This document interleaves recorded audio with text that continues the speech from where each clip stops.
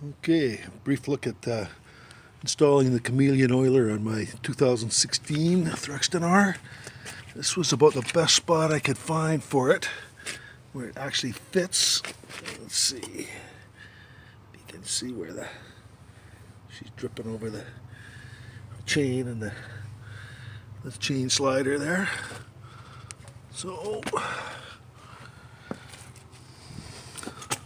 oil line up through here. You can see the fitting here for the oil feed. Electrical up here, tie wrap there, all the way up.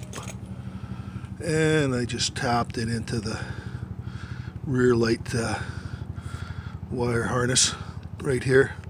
Didn't have to cut the original wires, just took off a little bit of the sheathing and soldered on. We'll tape that baby up and she'll fit right back in here the way back to normal.